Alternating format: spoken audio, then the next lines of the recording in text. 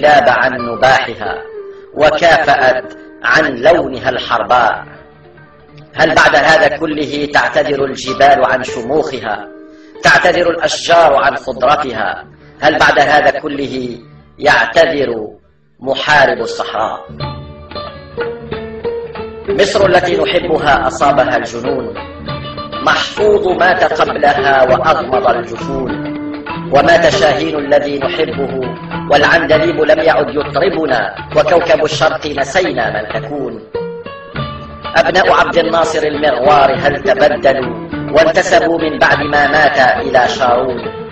مصر التي نحبها هل خرجت عن جلدها وغيرت نهدين كانا تحفة ونفخت شفاهها بالسيليكون؟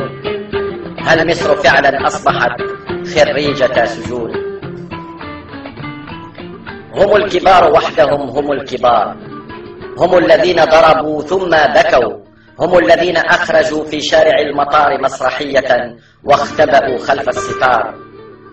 اقتحموا الخرطوم في مهمة مدججين كلهم بالناي والربابة والطبل والمزمار. مهرج السلطان قد جاءوا به، وراقصات القصر جئنا جملة، وشهريار كان حاضرا يوزع الأدوار.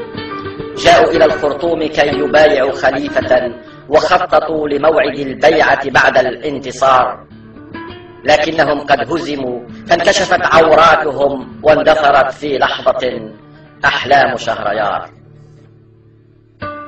إن كان من معتذر عن الشموخ والإباء، عن وطن روته وديانا دماء الشهداء، فلتعتذر عن حزنها أحياء كربلاء، وليعتذر عقبة عن حروبه، ولتعتذر عن دمعها الخنساء، وليعتذر أيضا صلاح الدين عن صموده، وليعتذر من أرسلوا للموت في سيناء.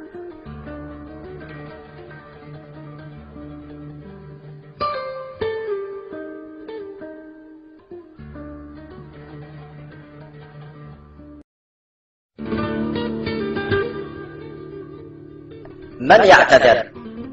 هذا نداء للعرب. قولوا لنا من يعتذر؟